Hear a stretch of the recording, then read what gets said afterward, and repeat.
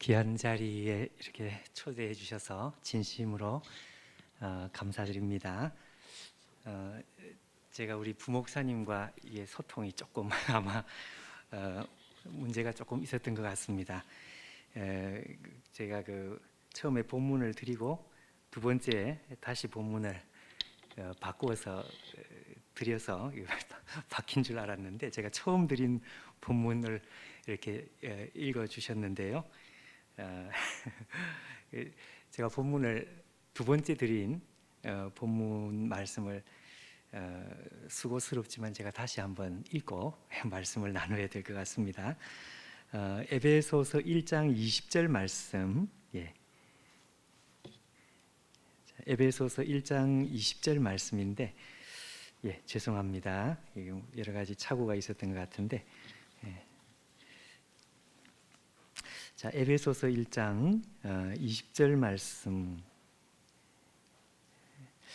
자, 20절에서 23절.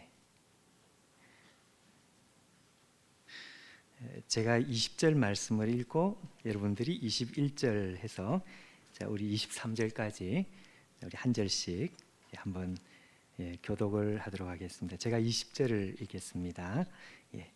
그의 능력이 그리스도 안에서 역사하사 죽은 자들 가운데서 다시 살리시고 하늘에서 자기의 오른편에 앉히사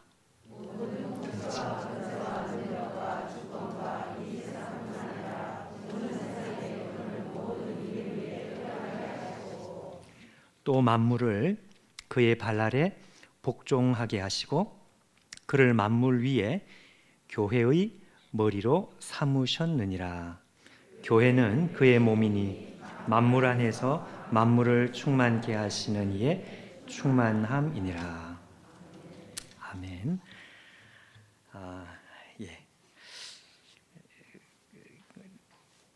다른 교회에서 이렇게 초대를 받으면 저는 참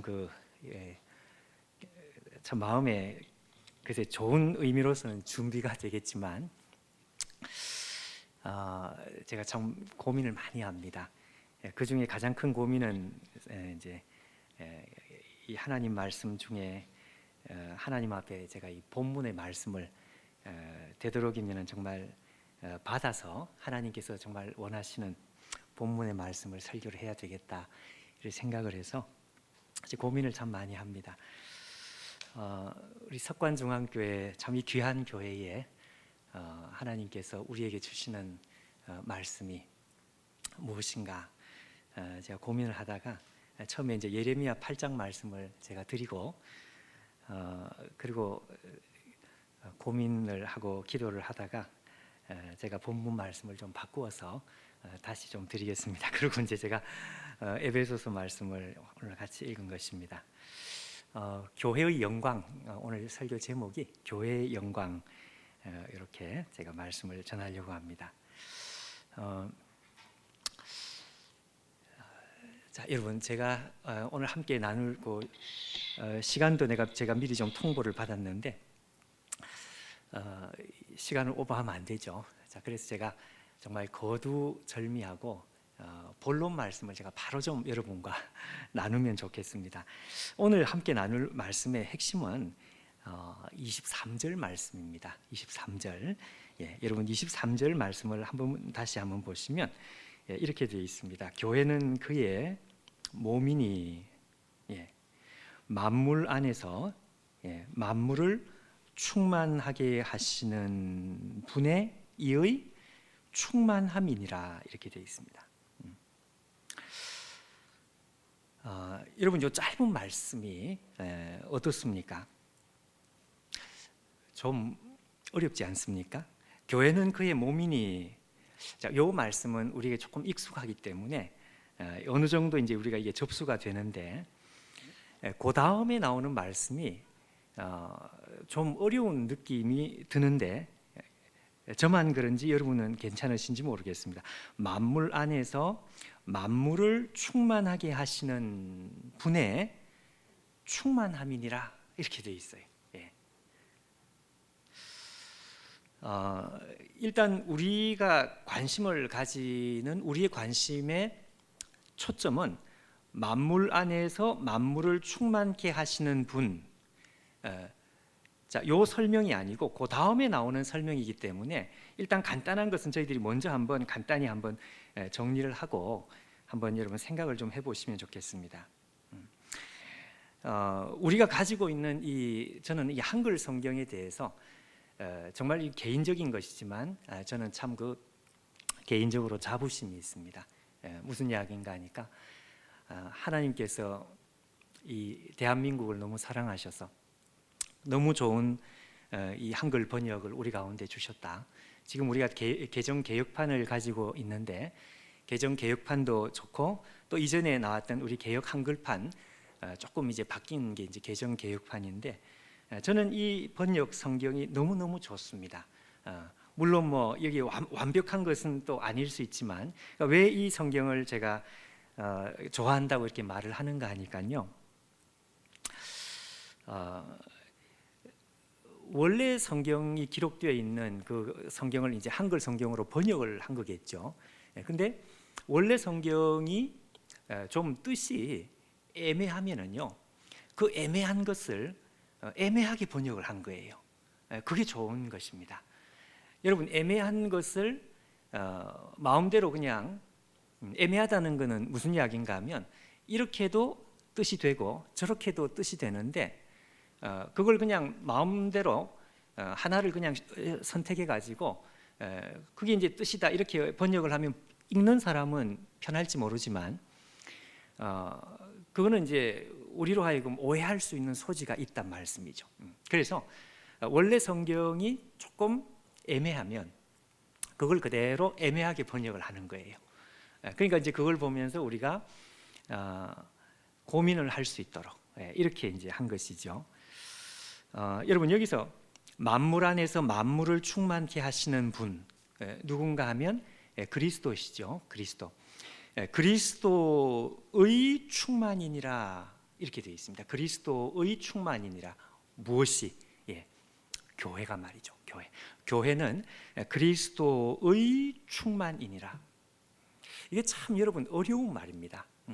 근데 어렵고 애매한 이 말을 정말 한글 번역도 어렵고 애매하게 번역을 해놓은 거예요. 그러니까 우리로 하여금 생각을 하게 만들고 고민을 하지 않으면 안 되도록 그렇게 해놓은 것입니다. 자, 일단 여러분 이 앞에 있는 말 만물 안에서 만물을 충만케 하시는 자, 충만케 하시는 이, 옛날 성경에는 충만케 하시는 자 이렇게 만물 안에서 만물을 충만케 하신다고 하는 게 이게 무슨 말일까요?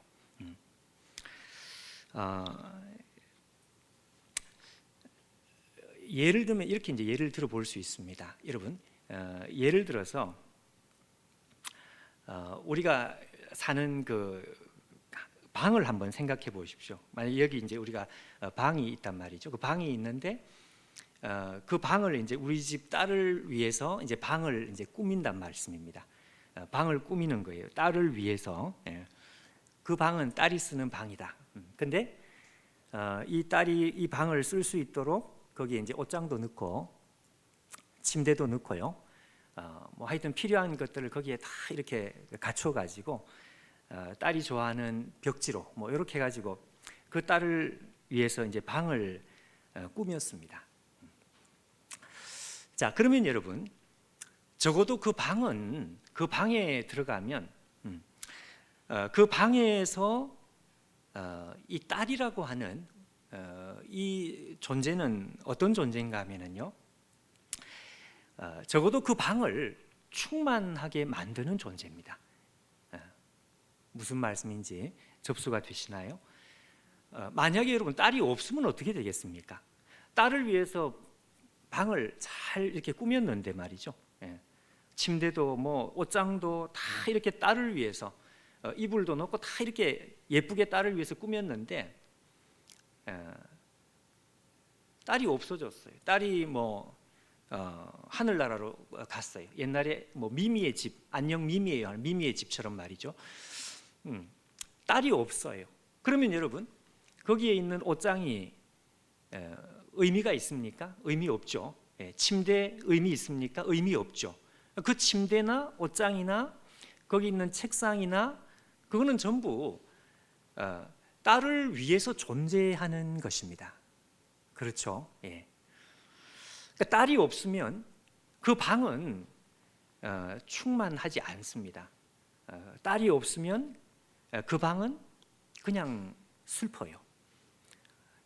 의미도 없고 목적도 없고 거기 있는 침대가 아무리 멋있어도 딸이 그 자리에 있어줘야 이 모든 물건들이 다 이 의미를 가진다, 그 말씀입니다.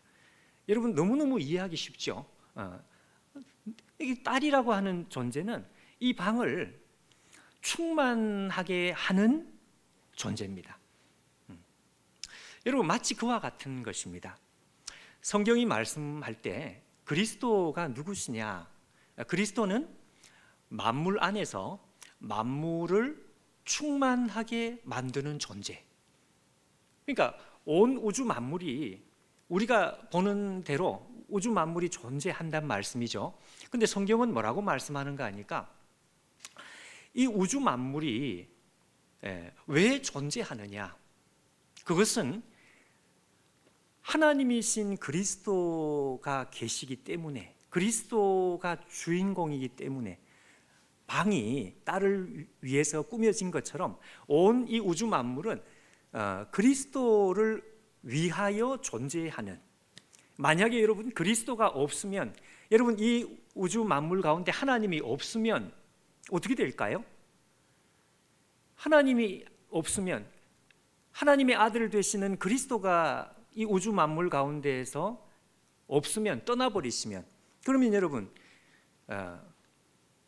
그거는 마치 뭐하고 똑같은가 하면, 방을 예쁘게 꾸몄는데 딸이 없는 방에 덩그러니 있는 책상, 침대, 뭐 의자, 거울, 그거 여러분 아무 의미 없지 않아요?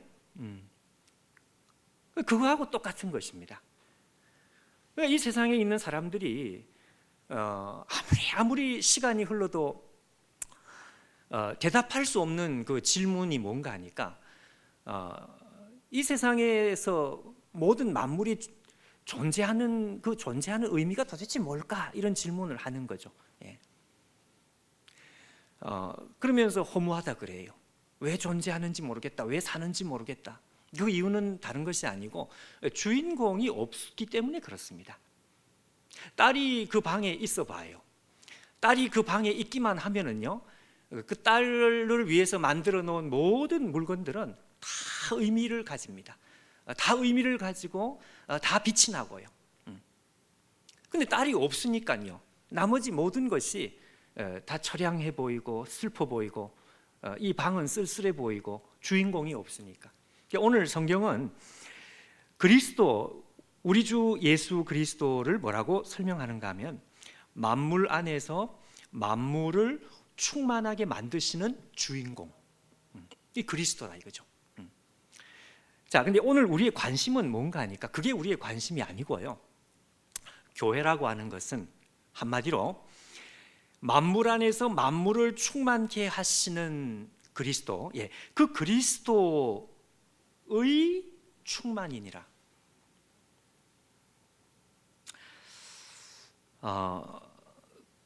자, 여러분, 교회는 그의 몸이니, 자, 그 말은 우리가 좀 넘어가고, 만물 안에서 만물을 충만케 하시는 그리스도의 충만이라, 이렇게 말씀합니다. 자, 여러분, 여기서 이제 우리에게 있어서 오늘 우리의 고민은 어디에 있는가 하면 그리스도의 충만, 무엇이 교회가요? 그리스도의 충만이라고 할 때 한글로 이렇게 번역이 될 때 이 의라고 하는 말 있죠. 이 의라고 하는 말, 이게 도대체 무슨 말일까?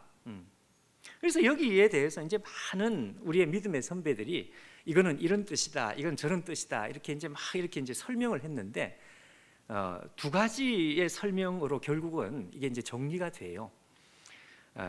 근데 여러분, 이 두 가지의 설명이 둘 다 말이 된단 말이죠. 말이 된다는 이야기는 성경 전체의 의미 속에 이 두 가지가 다 소위 말하면 성경적입니다.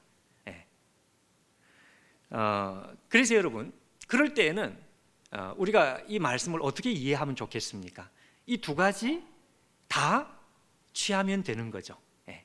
자, 그래서 오늘 제가 이 말씀을 여러분과 나누고 싶은 거예요.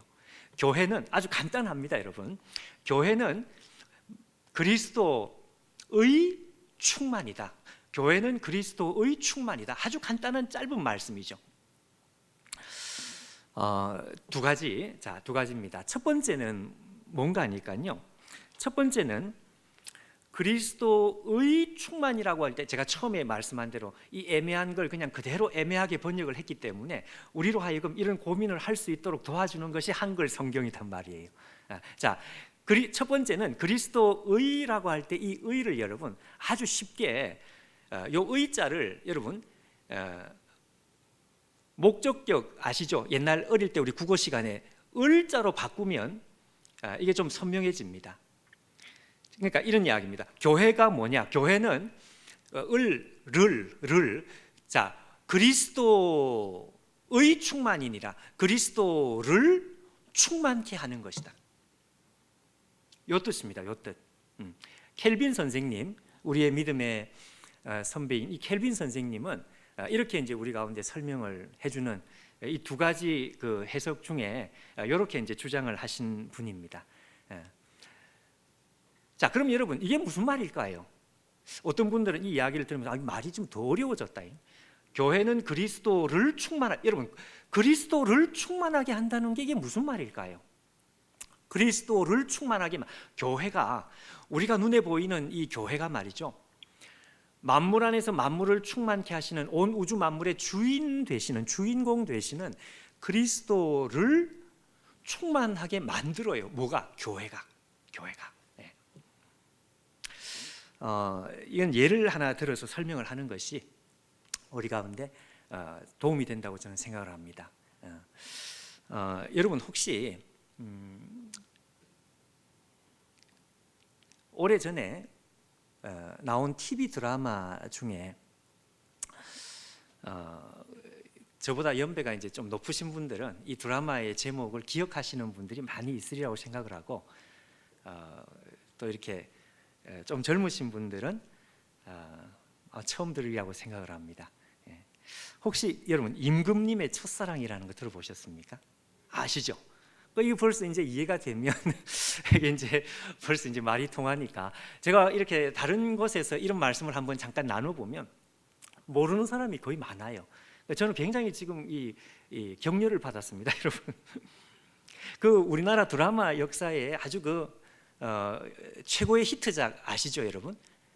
겨울 사냥 죄송합니다. 네, 말도 안 나오네. 하여튼 뭐 그런 게 아니요, 겨울 연가 뭐 이런 게 아니고. 여로였습니다. 여로 아시잖아요. 예. 뭐 여로라는 드라마가 나오면 뭐 그 당시에 길에 사람이 없다 뭐 그런 게 있었는데, 근데 그것만큼이나 그 당시에 이제 그 1970년대입니다. 그러니까 이제 제가 아주 어릴 때입니다. 제가 아주 어릴 때 이 임금님의 첫사랑이라고 하는 드라마가 아주 인기였습니다. 여러분 그 신봉승이라고 하는 이 작가가 있는데요. 우리나라 이제 이 사극을 만드는 사극계의 아주 대부 같은 분이었다 그래요. 역사 소설을 이제 사극으로 만드는 그 드라마 주제가가 저는 어릴 때 들었던 그 주제가가 지금도 귀에 이렇게 맹맹맹하고 맴돌아요. 예. 임금님의 첫사랑 노래가 이렇게 나오다가 맨 마지막에 죄송합니다. 임금님의 첫사랑 임금님의 첫사랑 그 노래가 나오면 하여튼 막 가족들이 다 뭐 하여튼 다 모든 거 그만두고 이제 TV 앞에 왔던 제가 이렇게 기억이 있어요.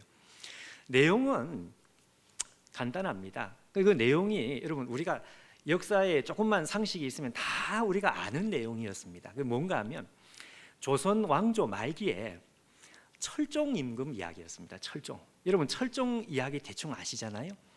조선 왕조 말기에 우리나라가 이제 좀 약해지고 그렇게 점점 해서 세도 정치가 막 이렇게 이제 일어나서 왕권이 약해지고 나라가 기울어지기 시작할 때, 그때 철종 임금이 왕이 됩니다. 근데 이 철종은 여러분 아시는 것처럼 원래 원래 이제 이 왕궁에서 큰 사람이 아니죠. 이 사람은 일명 강화도령. 왜 강화도령입니까?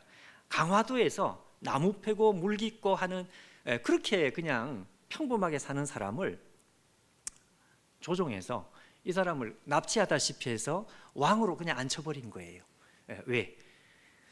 조선이라는 나라는 우리가 아는 것처럼 왕정 체제입니다. 그러니까 왕이 없으면은요, 권세를 아무리 휘두르고 싶어도 나라가 되지를 않아요.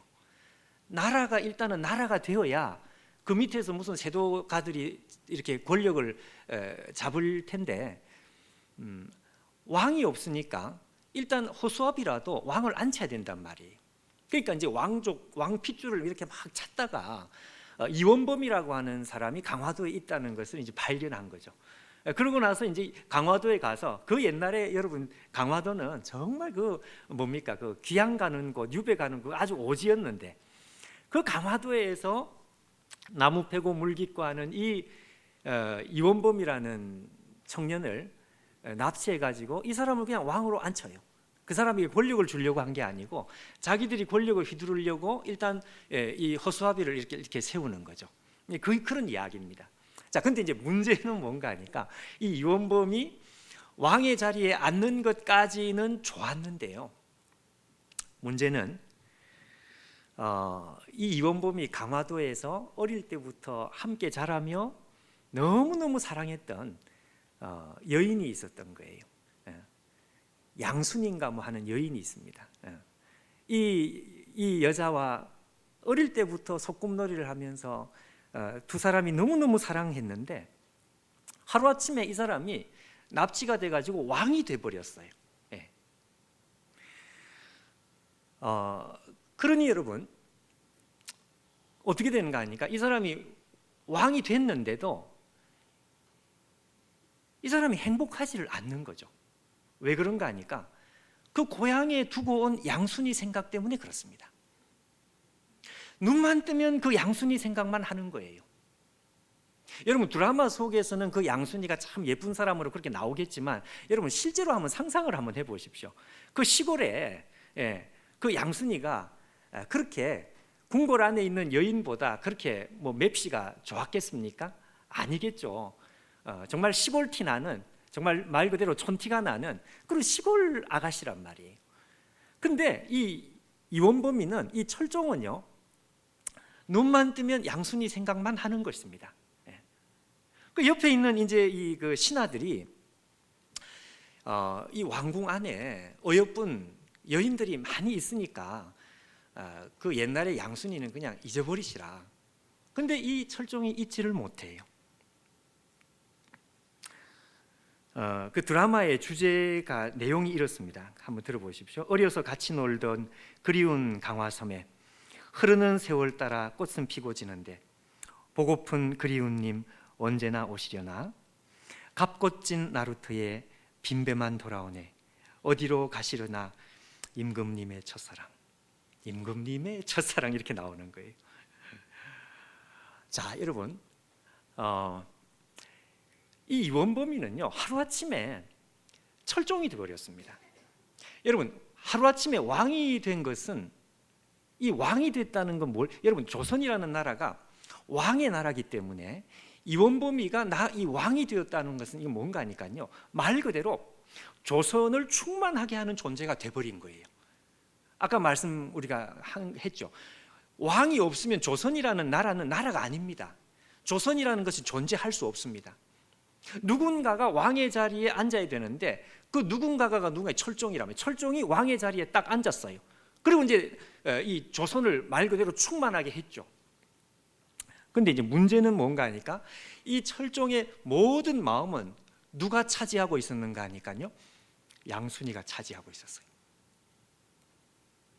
자, 여러분 이때에 우리는 이 양순이라고 하는 이 여인을 우리가 어떻게 설명을 해야 되는가 하면 이렇게 설명을 해야 합니다. 양순이는 철종을 충만하게 만드는 존재입니다. 무슨 말씀인지 접수되셨죠? 예. 양순이는요, 철종을 충만하게 만들어요. 뒤집어 말하면은 철종은 자기가 왕이 되었음에도 불구하고 자기는 행복하지 않아요. 충만하지 않아요. 자기를 충만하게 만드는 존재는 그 시골에 두고 온 양순이입니다. 온 마음이 양순이에게만 있는 거예요. 철종의 모든 마음을 다 빼앗아간 존재. 껍데기는 철종이 이 왕궁에 앉아 있지만 그의 마음은 누구한테 가 있는가 하니까 양순이에게 있는 거예요.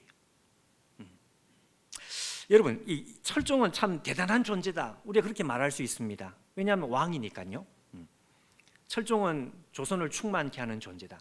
자, 그러면 여러분, 양순이는 대단한 존재가 맞습니까? 맞죠. 철종이 대단한 만큼 양순이도 참 대단한 존재입니다. 왜냐하면 양순이는 철종의 마음을 다 사로잡아 버렸어요. 철종을 충만하게 만듭니다. 철종은 양순이가 없으면 자기는 행복하지 않다고 말할 정도로 자기의 모든 마음은 양순이에게 가 있는 거예요. 여러분, 오늘 우리가 읽은 이 말씀이 바로 그 뜻입니다. 그 뜻. 교회는 그리스도를 충만하게 만들어요. 여러분, 이거 놀라운 뜻입니다. 놀라운 말씀이에요.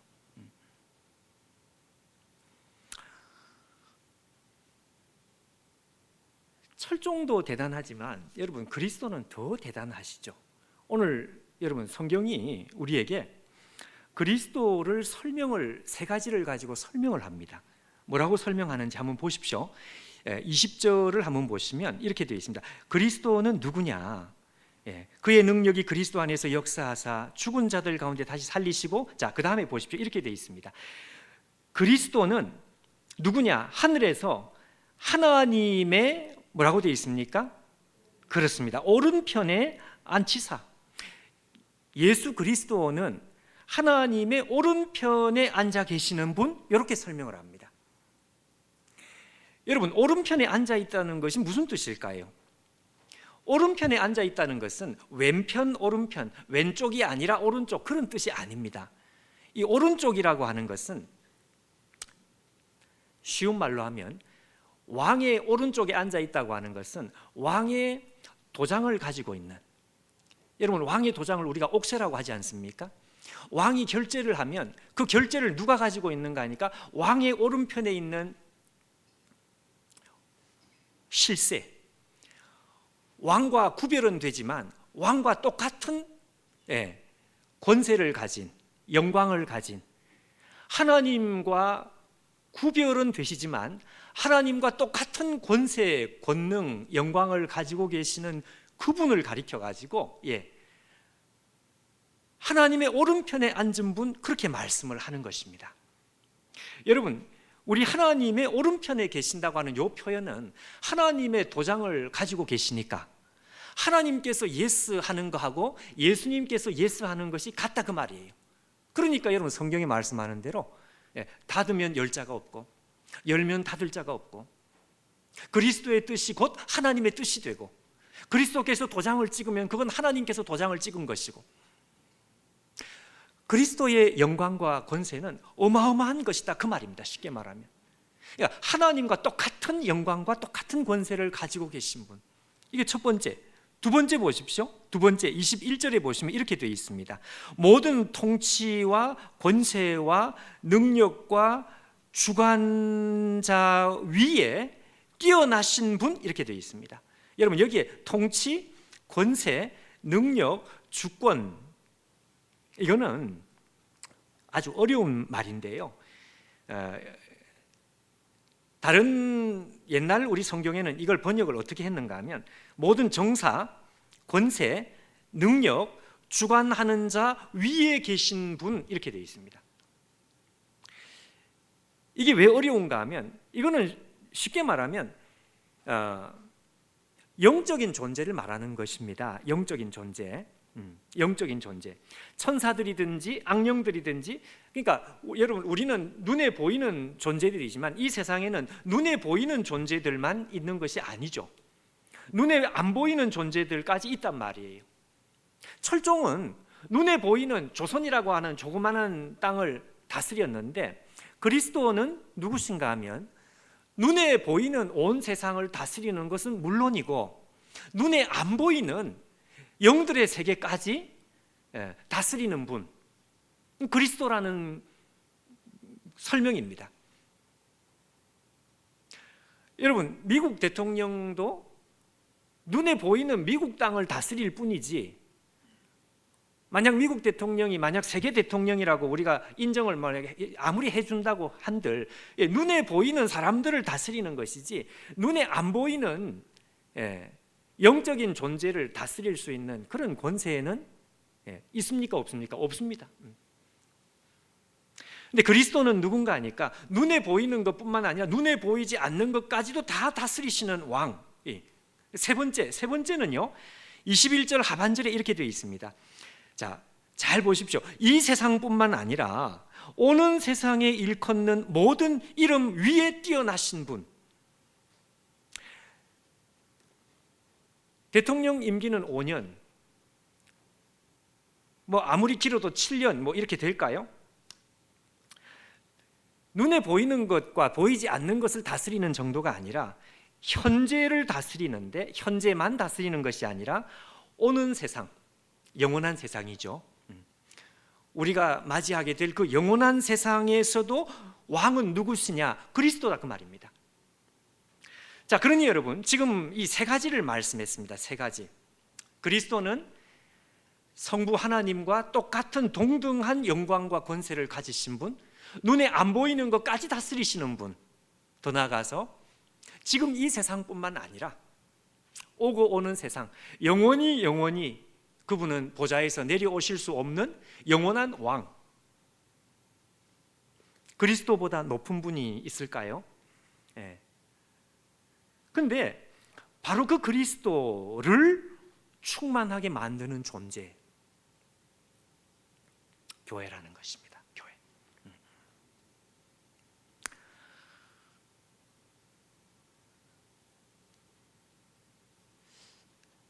여러분, 길 가다가 석관중앙교회만 있는 것이 아니고 내수동교회만 있는 것이 아니고 큰 교회도 있지만 작은 교회도 있습니다. 여러분, 우리가 눈에 보이는 교회를 다시 쳐다봐야 할 것입니다. 좀 다시. 저는 이 신학을 하겠다고 결심을 한 것이 좀 다른 사람보다 많이 늦은 건 아니지만 조금 늦게 했습니다. 직장 생활도 하고 그렇게 했습니다. 근데 죄송하지만 그때까지도 저는 교회를, 성경의 눈을 가지고 교회를 쳐다보는 눈이 열리지 않았던 것 같아요. 지금 생각해 보니까. 왜 그런 생각을 하는가 하면 나이 30이 넘어서 직장 생활 다니다가 그만두고 이제 제가 하나님의 부르심이라고 확신을 하고 오랜 시간 동안 고민을 하고 한 10년 정말 내가 목사가 돼도 되는가 하는 그런 생각을 하면서 고민을 한 10년 정말 한 것 같아요. 성격도 저도 우유부단하고 하여튼 마음이 소심하고 이래가지고, 근데 그렇게 신학을 결심할 그때서야 처음으로 눈에 보이는 교회에 대한 생각을 저는 다시 하게 되었습니다. 하나님 말씀으로 다시 처음, 그때 글쎄 오래 믿음 생활을 하고 하나님을 사랑한다고 했지만 사실은 그때까지 눈이 제대로 안 열렸던 것 같아요. 왜 그런가 하니까 저는 외적으로 아주 크고 화려한 교회는 참, 저기에는 정말 멋있다, 저는 참 좋은 것이다. 근데 사람도 없고 또 이 건물도 제대로 변변치 않고 너무너무 초라해 보이는 교회가 보이면 말은 그렇게 하지 않지만 답답해, 이거 별로 좋아 보이지 않는다. 이런 마음을 은연중에 가졌던 것 같아요. 근데 여러분, 하나님의 말씀을 보면서 그런 생각이 처음부터 깨지기 시작했습니다. 여러분 한번 생각해 보십시오. 초대교회에 바울이 오늘 요 말씀을 전할 때 말이죠, 그때 눈에 보이는 건물 교회가 있었다고 생각을 하십니까? 당연히 없었겠죠. 눈에 보이는 건물 교회는 없습니다.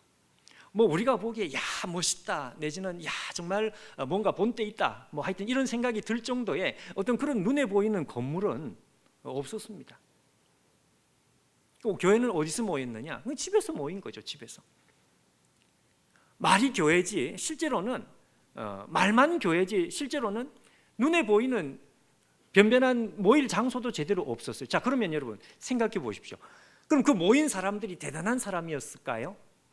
지금 이 에베소서 우리가 읽은 요 1장에 있는 말씀이지만 에베소서 전체는 이 독자들은 누군가 하면 에베소 교회의 대부분은 노예들이었습니다. 여러분 초대교회 당시에 이 노예는 오늘 우리가 살아가는 세상에 무슨 저소득층 그런 게 아니죠.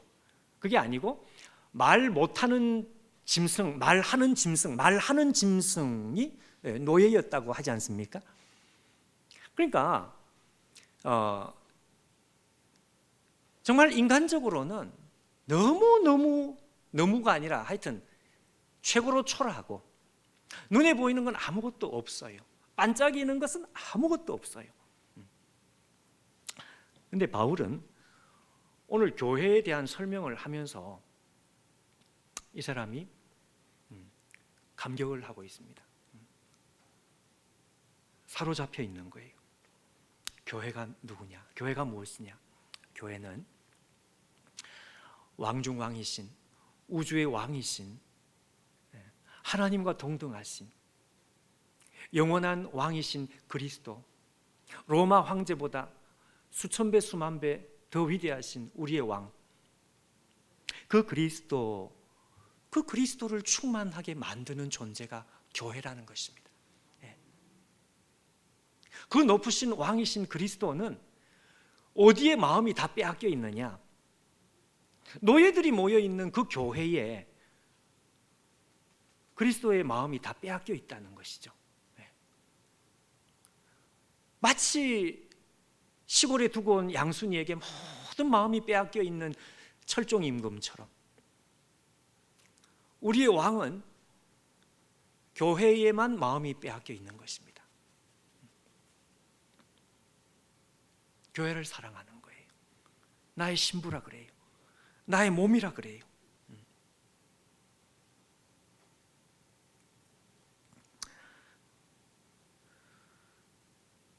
아가서 1장에 보면은 여러분, 아가서 1장에 보면 솔로몬이 술람미 여인을 이렇게 사랑하고 술람미 여인은 솔로몬의 사랑을 받으면서 너무너무 행복해하죠.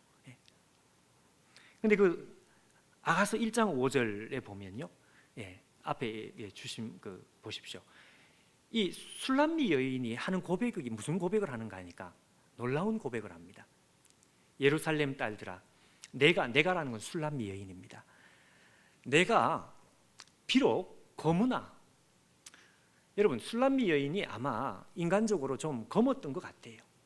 얼굴은 참 햇빛에 태양에 그슬려 가지고 시커멓게 선탠이 아니고 그냥 하도 중노동도 많이 하고 하여튼 그러니까 누가 보더라도 별로 여자로서 그렇게 매력이 없었던 것 같아요. 사람들은 자기를 뭐라고 보느냐? 검다고 말한다는 것입니다. 내가 비록 검으나, 자 근데 그 다음을 잘 보십시오. 뭐라고 되어 있습니까? 아름다우니. 이게 도대체 무슨 말일까요? 나는 비록 검으나, 사람들은 나를 보면서 검다고 말하지만 천만에 나는 이 세상에서 가장 아름다운 존재. 그것은 솔로몬의 마음을 독차지하고 있다는 것을 알기 때문에 그래요. 솔로몬이 자기를 사랑한다는 걸 알기 때문에.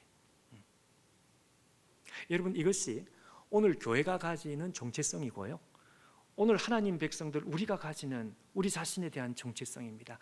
내가 비록 거무나 나는 아름다우니.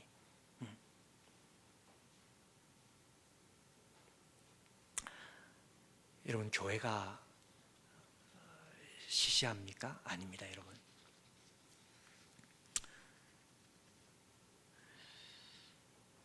두 번째는요. 자, 그리스도의라는 걸 우리가 를이라고 목적으로 해석을 한 이것이 아주 중요한 해석입니다. 또 하나가 있습니다. 그건 뭔가 하니까요. 교회는 그리스도의 충만이니라. 이 의라는 말을 이번에는 목적격이 아니고 자, 주격으로 바꿔요. 주어. 그러니까 그리스도가, 교회는 그리스도가 가진 충만, 주어입니다. 주어.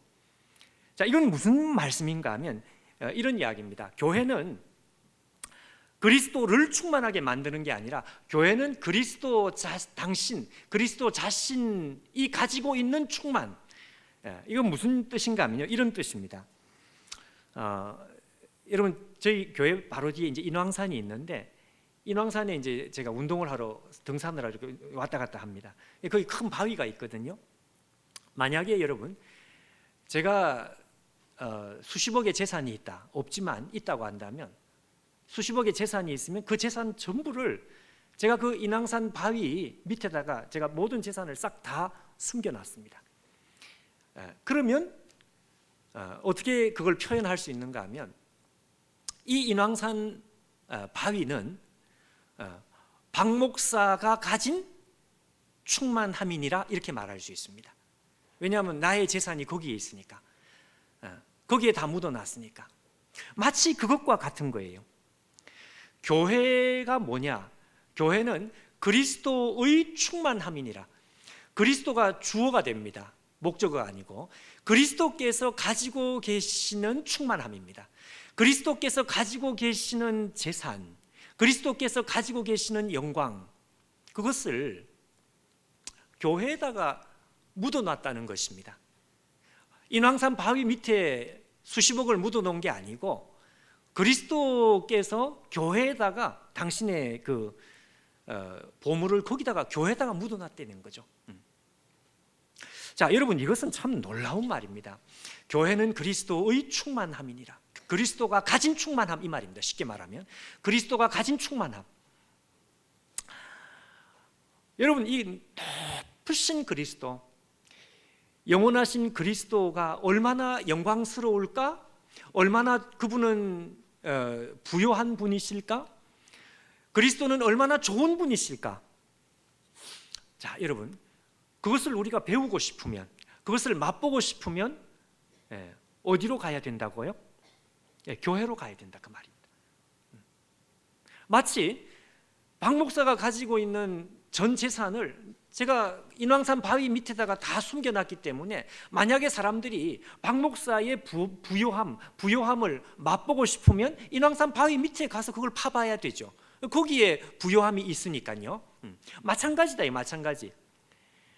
그리스도가 얼마나 풍성하신 분이냐, 얼마나 부요하신 분이냐, 그리스도의 부요함을 우리가 좀 알고 싶으면, 맛보고 싶으면 어디로 가야 되는가 하니까요, 도서관으로 가는 게 아니고, 도서관으로 가서 그걸 배우는 게 아니고요, 오늘 이와 같이 하나님 백성들이 함께 모이는 교회에 있다, 그 말입니다.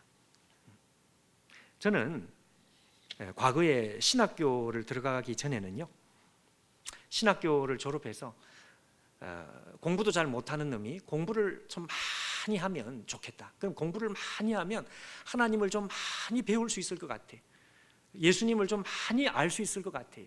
그래서 저는 신학교를 가기 전에 마음의 꿈이 그런 꿈이었습니다. 공부를 많이 하고 싶은 거예요. 근데 신학교를 가서 그런 마음이 그야말로 싹 사라졌습니다. 공부가 안 좋다는 것이 아니고요, 또 공부가 싫다는 것도 아니에요. 한 번뿐인 인생, 짧은 인생, 나는 그리스도의 부요함을 알고 싶음. 그 그리스도의 부요함을 알려면 어디로 가야 돼? 교회에 가야 된다는 걸 알았습니다.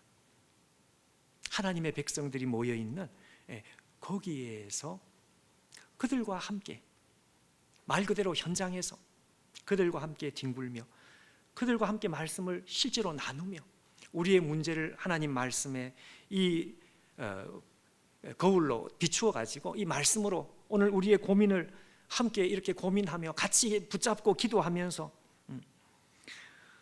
그렇게 해야 그리스도의 부요함을 깨달을 수 있는 것이구나, 그걸 알게 된 거예요. 오늘 성경 말씀이 그 말씀이니까요. 여러분, 오늘 우리가 주님의 좋으심을 맛보고 싶으면 어떻게 해야 될까요? 교회 안에 와야 합니다. 오늘 말씀 그대로입니다. 교회 안에 우리 주님의 모든 좋은 걸 여기에 다 숨겨 놓으셨다는 말씀을 여러분 우리가 믿어야 될 것입니다. 이건 있는 그대로 믿어야 되는 거예요. 제가 왜 이걸 강조하는가 하니까 이게 잘 안 믿어지기 때문에 그렇습니다. 여러분 생각해 보십시오. 우리와 같이 흠이 많은 사람들이 같이 모이면 영광이 보이는 게 아니고 같이 안 있고 싶어요. 예. 여러분 교회에서 믿음 생활 잘 하시고 싶으면 되도록이면 식당 봉사 안 하시면 좋습니다. 이게 지금 제가 지금 거꾸로 하는 말입니다, 여러분. 거꾸로. 예. 식당 봉사 한번 해보십시오. 여태까지 참 좋았던 사람들이 별로예요, 별로. 우리 실제로 여러분 저희 교회 말씀을 좀 해서 죄송한데 저희 교회 늦으신 나이에 처음으로 교회에 오신, 한 번도 교회에 가본 적이 없는 분이 와서 정말 뜨겁게 예수님을 만난 어떤 젊으신 여자분이 계셨습니다. 낮에 틈만 나면 교회 와서 기도하고 싶어 하셔요. 그렇게 이제 은혜를 받았어요. 그러고 나서 몇 달이 있더니 말이죠, 저보고 자기 너무 괴롭대요. 왜 괴로운가 했더니 세상에 식당 봉사를 한 거예요. 자기는 교회 집사님 그리고 권사님쯤 되면 하늘을 날아다니는 사람인 줄 알았대. 그런데 같이 식당 봉사를 해보니까 막 너무너무 실망스럽다. 그러면서 저보고 막 눈물을 흘리면서 교회 더 이상 못 나오겠다. 여러분, 우리나라에 이 교회에 이렇게 깊숙하게 들어가기를 싫어하면서 주일날 예배만 드리고 사라져. 예배도 안 드리죠. 예배도 안 드리고. 요즘은 여러분 그 코로나 때문에 인터넷 그 무슨 이 온라인 예배가 돼가지고 하여튼 여러분 온라인이 이 코로나가 오기 전에도 교회 안에 멤버십을 가지는 것을 너무너무 싫어하는 사람들이 굉장히 많습니다. 저는 그런 분들에게 꼭 이 말씀을 꼭 이렇게 말씀을 해요. 머리로 하나님이 누구신지 우리가 배울지는 모르겠지만 절대로 우리는 예수님의 영광을, 그런 사람은 맛볼 수가 없다. 물론 교회를 아예 안 나오는 사람보다야 나을지 모르겠지만 그렇게 하면 안 된다. 참 놀랍게도 하나님께서는 이 하나님의 부유하심을 우리와 같이 흠이 많은 사람들이 함께 모여가지고 서로 상처를 주고받는 이런 교회, 이런 교회 속에다가 하나님의 영광을 파묻어 놓으신 거예요. 이게 하나님의 뜻입니다. 그러니까 여러분, 우리가 상처받을 수 있습니다. 사람인지라. 그렇다고 해서 우리가 튕겨나가면 어떻게 되는가 하니까요, 그리스도를 맛볼 수가 없습니다. 그리스도를 배울 수가 없어요. 주님을 제대로 만날 수가 없어요.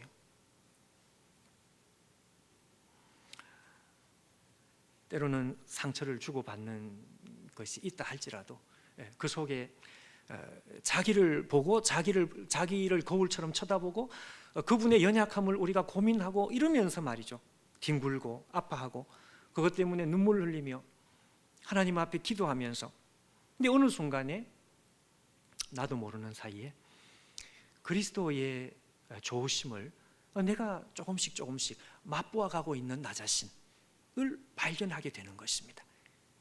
교회 안에 들어오는 것입니다. 깊이 들어와야 돼요. 그리고 아예 상처받을 각오를 하고 들어와야 돼요. 여러분 혹시 강원도의 정선이라는 곳 아시죠? 정선. 이 강원도 정선에 가면 화암동굴이라고 하는 동굴이 있습니다. 화암동굴. 제가 이 화암동굴을 한번 가보고 싶었습니다. 그게 왜 그런가 하니까 지금은 그냥 그 관광지인데 그 일제시대 때 거기서 금을 캐는 금광이었대네요. 혹시 가보신 분이 금광이었대요. 저는 도대체 금광이 뭘까? 물론 지금 금이 당연히 없겠지만 그래도 뭐 금광이었으니까 무슨 흔적이라도 조금 있지 않겠느냐 싶어가지고 화암동굴을 가봤습니다. 그래서 혼자 머리로 상상해. 지금은 물론 금이 없겠지만 옛날에는 금광을 캐고 들어가면 이쪽 저쪽에서 금이 그냥 번쩍번쩍한 금이 막 이렇게 붙어 있는 줄 저는 그렇게 생각을 한 거예요. 한 30분에서 1시간 정도 이렇게 쭉 걸어서 이렇게 나와야 되는데 아무리 봐도 금 비슷한 게 전혀 보이지 않아요. 아니 그러면 그냥 옛날에 금광이었다는 이게 전부냐? 근데 밖에서 안내하시는 분이 뭐라고 하는 거 아니까 들어가면 그 옛날 금광의 흔적이 분명히 있어서 금이 보인다는 것입니다. 근데 안 보여요. 아무리 봐도 없어. 근데 어디 가니까요 이만한 확대경이 있죠. 확대경. 그 돋보기. 이만한 돋보기를 몇 군데를 이렇게 붙여놨는데 저걸 보면 금이 보인다는 거예요. 그래서 가서 봤습니다. 없어요. 아무리 봐도 없어요. 돋보기를 아무리 쳐다봐도 금이 안 보인다고 막 그랬더니 좀 가만히 보라 그래요. 가만히 보니까요 뭔가 반짝하는 거예요. 이거 말하 그걸 말하 그게 금이래요. 그냥 세상에 원래 금이 이런 거야. 원래 그런 것이라는 것입니다. 그러니까 금광이라는 게 여러분 뭐 다른 나라는 뭔지 모르겠지만 하여튼 금광이라는 게 이게 그냥 겉으로 볼 때는 아무것도 없어요.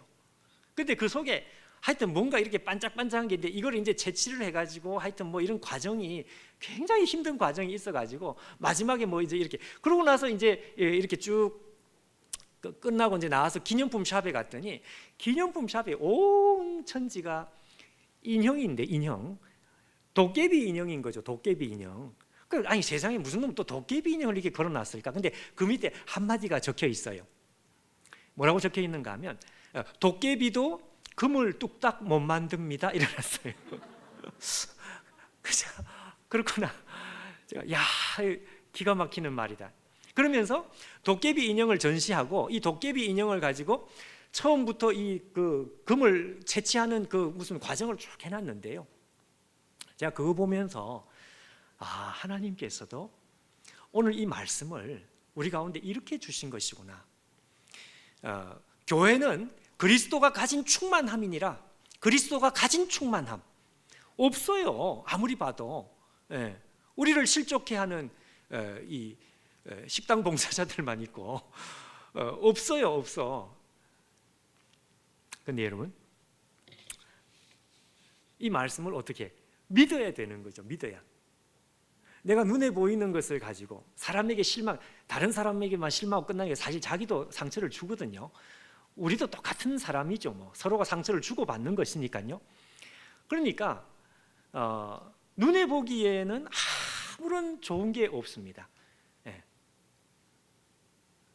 근데 하나님께서 정말 너무너무 부족한 사람들이 모인 이 교회에 하나님의 선하심, 부요하심, 그리스도의 영광을 감추어 놓으신 것입니다. 감추어. 그러니까 이거는 여러분 경험하기 이전에 어떻게 되냐 믿어야 된다. 믿어야 돼. 하나님 말씀을 먼저 믿고 그 다음에 여러분 저는 이 목회를 하면서 이런 생각을 한번 해봤습니다. 이 교회에 등록을 할 때 이렇게 시험을 보면 어떨까? 여러분 이게 지금 옳은 말이 아니고 헛소리입니다. 헛소리. 헛소리라는 게 이게 의미 없는 말입니다. 그러니까 무슨 이야기인가 하면 워낙 교회에는 다양한 사람들이 올 수밖에 없으니 여러분 교회 등록하겠다고 하는데 등록 안 받아주는 교회가 있나요? 없죠. 교회는 뭘 많이 배운 사람도 안 배운 사람도 아무 의미가 없죠. 그냥 다 등록할 수 있어요. 만약 교회에서 등록할 때 처음부터 인성 검사를 한다든지 이렇게 해서 어느 일정 수준에 올라간 사람만 교회 등록을 받아주면 교회가 좀 좋아질까? 말도 안 되는 소리지만 그만큼 여러분 교회에 모이는 사람들이 정말 다양하니까. 그러니까 이렇게 근데 놀랍게도 아니 하나님께서는 아니 세상에 어쩌자고 어쩌자고 교회를 이렇게 구성을 하셨을까? 그런 생각이 드는 거예요. 그러나 여러분 그렇지 않습니다. 우리 주님께서 이 교회를 만드실 때에는 당신의 영광을 이 교회 속에다가 파묻어 놓으신 것이고 우리가 보기에는 진짜 너무너무 부족하고 너무너무 실망스러운데 그게 아니다 이거예요. 우리 주님은 우리를 당신의 몸이라고 부르는 걸 조금도 부끄러워하지 않습니다.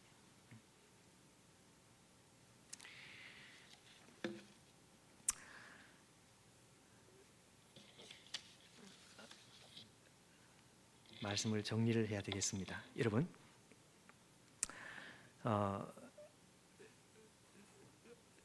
설교자들이 설교를 잘할 수 있는 방법 신학교에서 배우는 거 있습니다.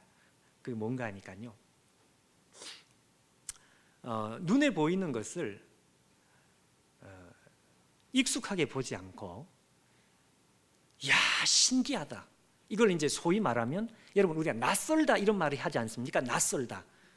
그 이제 이걸 소위 뭐라고 말하는가 하면 낯설게 보기. 이걸 이제 신학교에서 이런 걸 배워요. 낯설게 보기. 낯설게 보기라는 게 뭔가 하면 늘 보는 시계인데 시계를 가만히 쳐다보니까 오늘따라 이놈의 시계가 왜 이렇게 낯설지? 저희 집에 이제 딸이 둘인데 둘째 딸이 왜 그렇게 됐는지 저도 모르겠지만 배우 수업을 하는 그 대학을 다니고 있습니다. 저는 한 번도 우리 집안에 연기자 무슨 공부를 하는 연극 영화 공부를 하는 아이가 있으리라고는 상상을 못 해봤는데 하여튼 그렇게 지금 대학을 잘 다니고 있어요. 근데 제가 걔하고 얘기하는 게 너무너무 재밌어요. 왜 그런가 하니까 얘가 학교 가면 연기 수업을 하지 않습니까? 연기자로서 연기 수업을 하는데 제일 먼저 뭘 가르치는가 봤더니요 길에 세워져 있는 자전거, 길에 세워져 있는 전봇대 그걸 가만히 쳐다보는 거예요. 왜 그걸 가만히 쳐다보냐? 그걸 가만히 쳐다보면 야 이거 대단히 낯설다. 이게 낯설게 보기입니다. 연기자하고 설교자하고 대단히 비슷한 게 많아요. 그래서 재밌어가지고 자꾸 그런 이야기를 합니다. 제가 무슨 이야기를 하고 싶은가 하니까요 여러분 우리가 오늘 교회를 다시 쳐다봐야 한다 그 말씀입니다. 교회를 쳐다보면서 낯설게 본다, 낯설게 본다. 일종의 낯설게 보기를 하는 것입니다. 하나님의 말씀을 우리가 묵상하는 가운데 이 하나님의 말씀을 가슴에 품고 여러분 교회를 다시 한번 쳐다보십시오. 낯설게. 여태까지는 익숙하게 봤죠. 그냥 모이니까 모이는 것이고 사람들이 그냥 있으니까 그냥 우리가 뭐 의사 하니까 전화하니까 또 나와야 되고 뭐 이런 근데 그거 다 여러분 내려놓고 여태까지 익숙했던 이 교회를 하나님의 말씀을 기준으로 낯설게 쳐다보십시오. 그 가운데 여러분 우리의 눈이 열리기 시작하고 야 교회가 이런 것이구나. 이 세상에 어떤 모임도 이 세상에 어떤 사람들의 모임도 비교할 수 없는 최고의 영광이 이 교회에 있는 것이구나. 여러분 이것을 우리의 눈을 뜨고 발견하게 되시기를 바랍니다.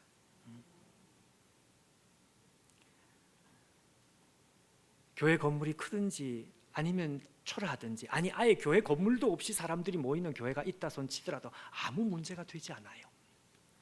예수의 이름으로 하나님을 진심으로 사랑하는 사람들이 모여서 교회를 이루었다면 그 교회를 향한 우리 하나님의 마음이 오늘 성경 말씀하는 바로 이 말씀이라는 것을 여러분 우리가 기억했으면 좋겠습니다.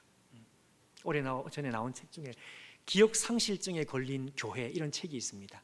근데 원래 그 원문이 뭔가 하니까 기억상실증에 걸린 신데렐라. 이걸 교회라는 것입니다. 교회가 기억상실증에 걸려버렸어요. 신데렐라가 왕궁에 가서 자기가 왕비가 되어야 될 사람인데 어느 순간에 이거 기억상실증에 걸려버렸어요. 그래 자기가 도대체 어떤 영광을 가진 존재인지를 이 신데렐라가 잃어버린 것입니다. 기억을 그냥 잃어버린 거예요. 오늘 교회가 그렇다 이렇게 지적을 했습니다. 여러분 오늘 이 자리에 글쎄 제가 생각하기에는 석관중앙교회에서 제일 정말 모범적이고 교회에서 가장 열심이고 이런 분들이 이 자리에 오지 않았을까 저는 그런 생각을 해봤습니다. 여러분 우리가 섬기는 이 교회를 오늘 말씀을 가지고 여러분 다시 한번 정말 입을 닫고 가만히 한번 쳐다보십시오. 그리고 어느 순간에 내 마음에 벅차오르는 감격이 넘칠 때 내가 여태까지 알지 못했던 이 교회의 영광이 우리 안에 있다는 여러분 이것을 우리가 발견하기 시작할 때 여러분 우리 교회의 이 석관중앙교회에 다시 하나님의 더 놀라운 부흥의 역사가 일어나게 될 줄 믿습니다. 그것을 발견한 사람들을 통해서 말이죠. 성 프란체스코가 예수님을 만났을 때 예수님께 처음 들었던 말이 야, 내 교회가 무너지고 있다. 네가 가서 내 교회를 고쳐줄 수 있겠느냐. 그리고 이 성 프란체스코가 자기의 소유를 내려놓기 시작했습니다.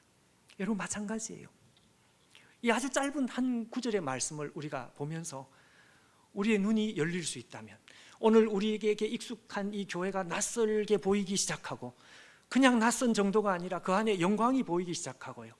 반짝반짝하는데 그 속에 하나님의 영광의 이 빛이 보물이 우리 가운데 숨어 있다는 것이 보이기 시작하면서 이 교회가 왕중왕이신 그리스도의 마음을 사로잡아버린 그리스도의 모든 마음은 다른 곳에 있는 것이 아니고 삼성그룹에 있는 것 아니고 대한민국 정부에 우리 하나님의 마음이 사로잡힌 게 아니고 초라한 사람들, 우리와 같이 부족한 사람들이 모인 교회, 그 교회에 예수 그리스도의 마음이 거기에 사로잡혀 있으며 우리 주님은 오매불망 그 교회만 보고 싶어 하시는 여러분 이것이 오늘 우리가 몸담고 있는 교회라는 생각을 우리가 이 시간 같이 하면서 영적인 눈이 열리고 이 교회를 위해서 내 인생을 바치고 이 교회를 위해서 내가 모든 것을 다 드려도 정말 아깝지 않은 이 영광이 우리 교회 안에 있는 것이구나 발견하게 되시는 우리 모든 분들 되시기를 축원합니다.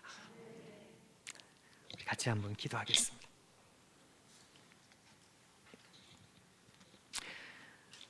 하나님 아버지, 우리 귀한 교회 주님 오늘 하나님 말씀으로 우리 하나님께서 교회를 어떻게 생각하고 계시는지 이것을 우리가 이 말씀 액면 그대로 우리가 받았습니다. 사랑하는 주님, 오늘 이 말씀으로 우리의 눈이 열리게 도와주시옵소서.